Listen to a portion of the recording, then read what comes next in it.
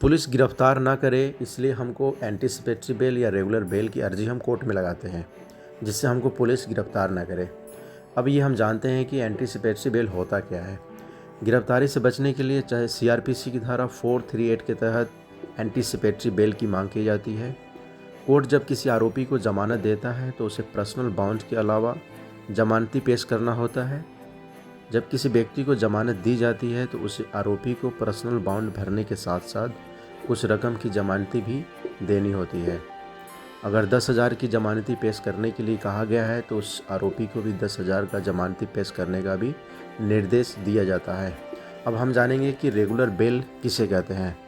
Regular bell जब किसी आरोपी के खिलाफ ट्रायल कोर्ट में केस पेंडिंग होता है, उस दौरान आरोपी सीआरपीसी की धारा 439 के तहत कोर्ट से मांग कर सकता है रेगुलर बेल के लिए। ट्रायल कोर्ट या हाई कोर्ट केस की मेरिट के आधार पर अर्जी का फैसला लेता है उस अर्जी पर जो रेगुलर बेल के लिए अर्जी लगाया है, और उसी धारा के तहत आरोपी को अंतरिम जमानत या रेगुलर बेल दे दी जाती है। उसके लिए बेल बाउंड भरना भी होता है। जमानत के लिए कुछ निर्देश का पालन भी करना होता है। अगर उस निर्देश को वायलेट करने पर उसकी ज़मानत को रद्द कर दिया जाता है।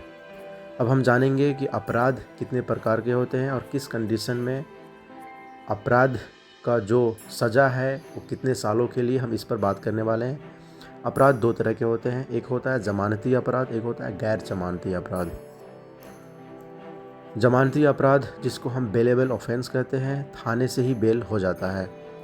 नॉर्मल अगर किसी के साथ मारपीट झगड़ा हुआ है तो ये थाने से ही बेल हो जाता है, वहाँ पर एक बाउंड भरवा दिया जाता है। क्योंकि फ्यूचर में ऐसा ना हो इसलिए हम वहाँ से थाने से बेल ले सकते हैं, काफ़ी सिंपल है। अब हम बात करेंगे गैर जमानती अपराध का। जो अपराध जो गंभीर है, मर्डर, रेप, अपहरण, ऐसे कोई अपराध जो काफ़ी गंभीर है उसको हम गैर जमानती अपराध कहते हैं। उसमें नॉन बेलेबल ऑफेंस इसको हम कहते हैं, और ये थाने से बेल नहीं हो सकता है, और इसका प्रोसीजर जो है कोर्ट से है।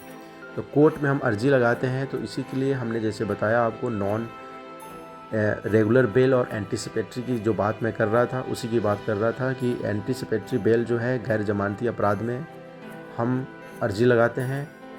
अगर ऐसा नहीं करेंगे तो हमको पुलिस फ़ौरन गिरफ्तार कर लेगी और आपको जेल भेज देगी, क्योंकि मर्डर का आरोप है, मर्डर हुआ है या अपहरण हुआ है, कोई गंभीर अपराध है, इसलिए फ़ौरन पुलिस गिरफ्तार कर लेती है इस मामले में। इसलिए हमको रेगुलर बेल या एंटीसिपेटरी बेल के लिए हम अर्जी लगाते हैं।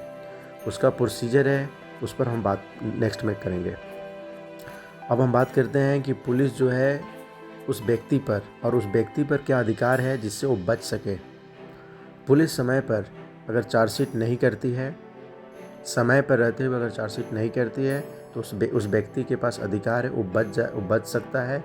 उसके पास अधिकार है, उसको पुलिस जो है घोषित नहीं कर सकती है, या कोर्ट जो है उसके पास प्रोविज़न है, उसके पास अधिकार है, वो बच जाएगा।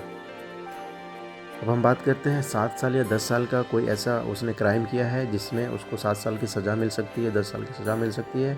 ऐसे अपराध जो नॉन बेलेबल है, गैर जमानती अपराध है, उसमें 90 दिन के अंदर अगर चार्जशीट पुलिस नहीं करती है तो उसके पास पूरा अधिकार है बचने का।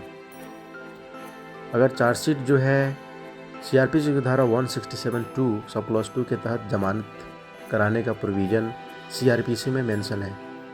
अगर 7 साल के नीचे की सज़ा है तो उसमें पुलिस के पास 60 दिन के अंदर ही चार्जशीट फाइल करने का भी अधिकार है। अगर 60 दिन के अंदर पुलिस फाइल नहीं करती है तो उस व्यक्ति को बचने का पूरा अधिकार है।